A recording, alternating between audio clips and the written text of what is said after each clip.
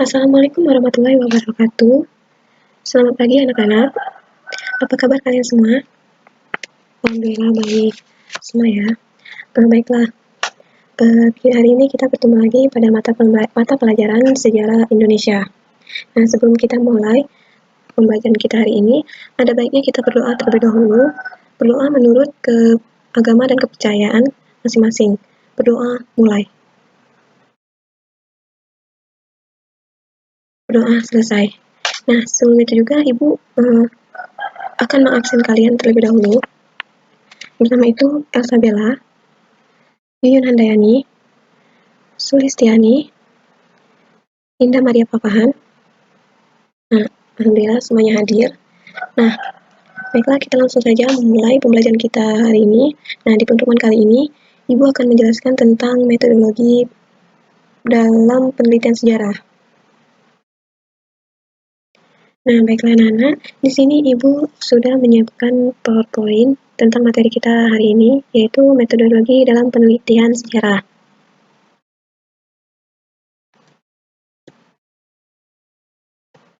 Nah, sebelum mengetahui metodenya, kalian harus tahu terlebih dahulu apa itu penelitian sejarah. Nah, penelitian sejarah adalah sebuah penelitian yang dilakukan melalui teknik pengumpulan data dan evaluasi data secara sistematis untuk menggambarkan, menjelaskan, dan memahami peristiwa yang terjadi di masa lalu. Penelitian ini dilakukan untuk menguji kebenaran tentang kejadian tertentu di masa lalu atau di masa lampau. Nah, penelitian sejarah ini juga terkadang bukan hanya sekedar mengumpulkan dan menyajikan informasi faktual. Biasanya penelitian sejarah juga berfokus pada individu tertentu, masalah sosial, hubungan antara peristiwa yang lama dan yang baru, hingga benda-benda yang mungkin terlibat.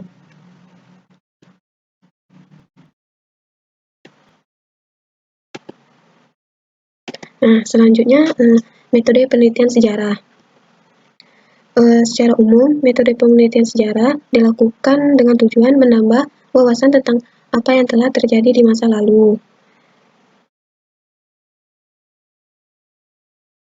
Nah, berdasarkan pengertian yang di atas, dapat kalian pahami bahwa peristiwa sejarah memerlukan metode penelitian sebelum disajikan dalam bentuk tulisan. Nah, berikut metode penelitian sejarah. Nah, ada 5 tahapan yang perlu kamu lalui dalam melakukan penelitian sejarah. Yang pertama, pemilihan topik. Yang kedua, heuristik atau pengumpulan sumber. Yang ketiga, verifikasi atau kritik sumber. Yang keempat, interpretasi. Yang kelima, historiografi atau penulisan sejarah. Nah, yang pertama, pemilihan topik.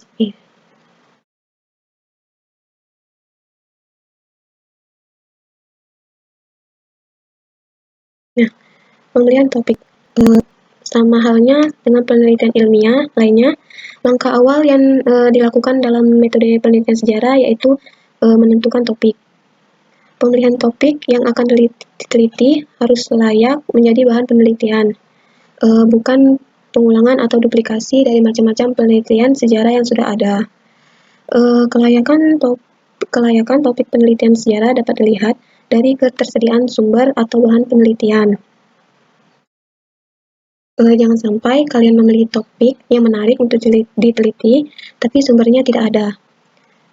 Sebab penelitian sejarah sangat bergantung pada ketersediaan sumber sejarah. Topik penelitian ini harus suatu hal yang baru dan diharapkan dapat memberikan informasi atau teori baru. Nah, untuk mengarahkan topik pada ketersediaan sumber penelitian, kalian bisa mengajukan beberapa pertanyaan sebagai berikut. Yang pertama, what? Apa? Apa yang akan diteliti? Nah, ini nih maksudnya itu apakah aspek ekonomi, sosial, budaya, atau politik. Yang kedua, who? Siapa? Siapa yang akan diteliti? Nah, maksudnya kalian harus memilih kelompok sosial mana yang menjadi masalah penelitian. Yang ketiga, where? Di mana? Di mana penelitian sejarah yang akan kamu lakukan atau kalian lakukan? Nah, dalam aspek subspasial atau keruangan ini bisa bisa berupa tempat atau geografis yang akan diteliti. Selanjutnya, when, kapan. Kapan batasan waktu atau periodisasi objek penelitiannya?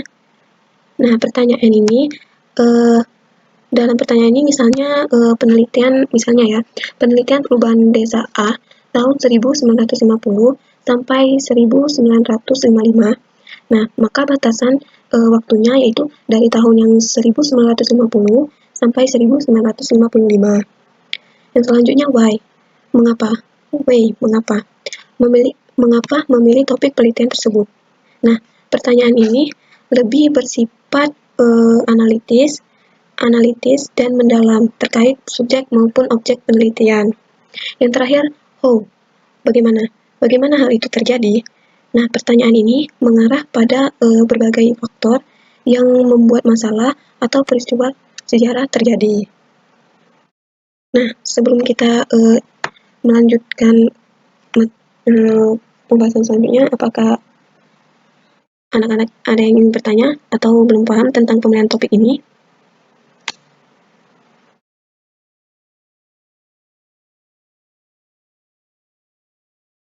Baiklah, sepertinya sebenarnya saya paham ya. Kita lanjut ke pembahasan berikutnya. Yang kedua itu heuristik atau pengumpulan sumber.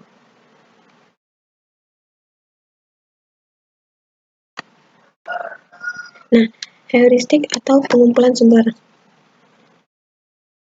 Setelah menetapkan topik penelitian tadi, langkah selanjutnya dalam metode penelitian sejarah yaitu mengumpulkan sumber. Tahapan ini berperan penting untuk mengetahui fakta-fakta baru tentang sebuah peristiwa. Nah, adapun sumber-sumber yang biasa digunakan dalam penelitian sejarah. Yang pertama itu sumber tulisan.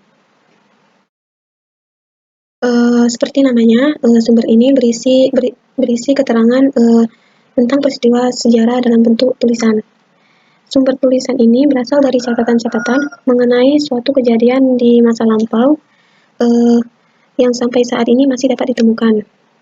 Nah, contoh sumber ini adalah contohnya dokumen, prasasti, piagam, naskah, surat kabar, dan laporan. Nah, yang selanjutnya sumber benda.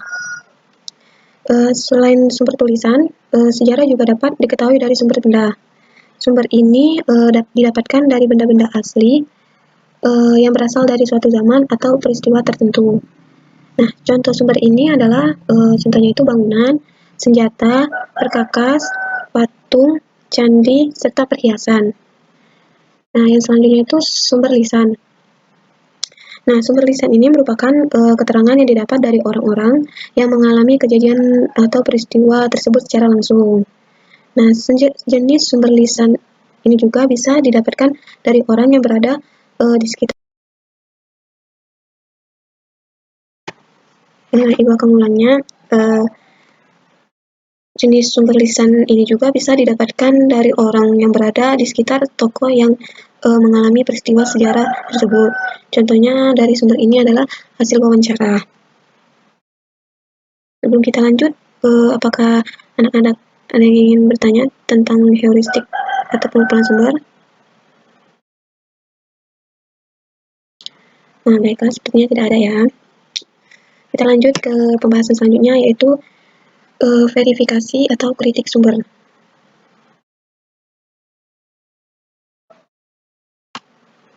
Nah, verifikasi atau kritik sumber dilakukan untuk menyeleksi sumber-sumber yang telah dikumpulkan pada langkah-langkah sebelumnya. Nah, dalam tahap ini, peneliti harus memastikan setiap sumber yang terkumpul bersifat valid dan sesuai dengan subjek yang diteliti.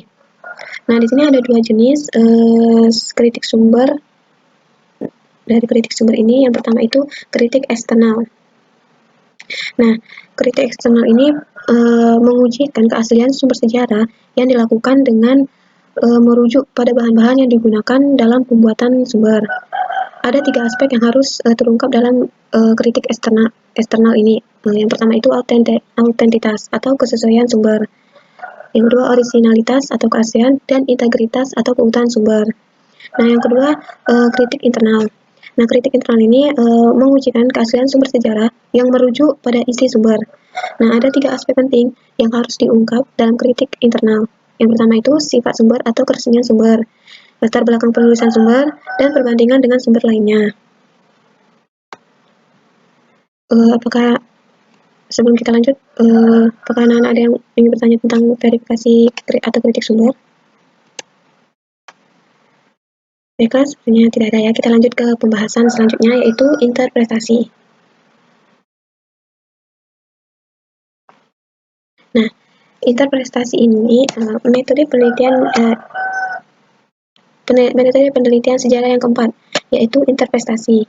Nah, pada tahap ini, peneliti melakukan penafsiran makna atas sumber sejarah yang berhasil dikritik tadi, dari kritik sumber tadi.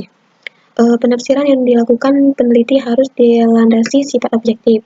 Kalaupun membutuhkan sifat subjektif, peneliti harus bersikap subjektif rasional. Nah, peristiwa sejarah yang disampaikan harus menghasilkan sejarah yang benar atau mendekati kebenaran. Dalam artian, penafsiran yang dilakukan peneliti tidak boleh menyimpang. Nah, ada 2 cara untuk melakukan tahap interpretasi ini, yaitu dengan cara analisis atau menguraikan, dan sintesis atau menyatukan fakta-fakta yang telah diperoleh sebelumnya.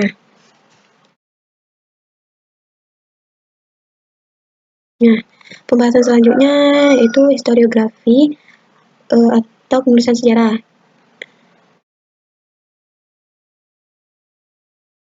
Nah, historiografi ini menjadi akhir tahapan dari metodologi penelitian sejarah. Nah, dalam proses penulisan ini, kemampuan peneliti atas teori dan metodologi yang digunakan akan berpengaruh pada historiografi yang dihasilkan. Peneliti tidak hanya menuliskan laporan semata, namun juga bekerja keras untuk memahami sejarah dan hasil pemikirannya. Peneliti juga harus memperhatikan beberapa kaidah penulisan, yaitu yang pertama, bahasa dan format penulisan yang digunakan sesuai tata bahasa yang berlaku. Yang kedua, adanya konsistensi penulisan, seperti dalam penggunaan tanda baca, istilah, dan penulisan rujukan sumber. Yang ketiga, istilah tertentu harus digunakan sesuai konteks permasalahannya.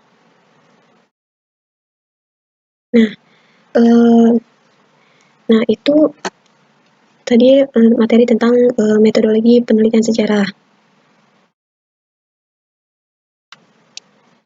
Nah,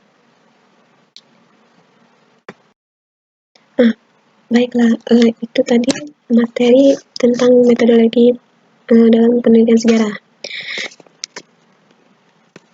Nah, bagi anak-anak, apabila ada yang kurang jelas atau kurang dimengerti, bisa ditanyakan. Baiklah, sepertinya anak-anak sudah mengerti tentang metodologi dari penelitian sejarah tadi. Nah, dapat kita simpulkan bahwa sebelum mengetahui metodenya, kita harus mengetahui dulu penelitian sejarah itu, dan kita dalam meneliti penelitian sejarah, kita memerlukan beberapa metode. Yang pertama tadi pemilihan topik, yang kedua tadi heuristik atau pengumpulan sumber, yang ketiga itu verifikasi atau kritik sumber, yang keempat interpretasi, dan yang kelima itu atau yang terakhir itu historiografi atau penulisan sejarah. Nah, baiklah, itu saja materi yang bisa Ibu sampaikan dan Ibu jelaskan. Nah, di sini Ibu sudah menyiapkan soal, di mana nanti kalian harus menjawab soal ini dengan benar ya. Nah, soalnya sudah Ibu kirimkan ke WA grup kita, Sejarah Indonesia. Nah, nanti kalian kerjakan di buku tulis kalian foto, dan nanti kirim ke email Ibu. Itu Ibu sudah cantumkan di WA grup email Ibu, dwinandapatria1@gmail.com. Nah, mungkin itu saja yang bisa Ibu sampaikan pada pertemuan kali ini. Kita untuk pengumpulan tugasnya Ibu tunggu sampai besok siang jam 2. Tunggu paling lambat ya, itu jam 2.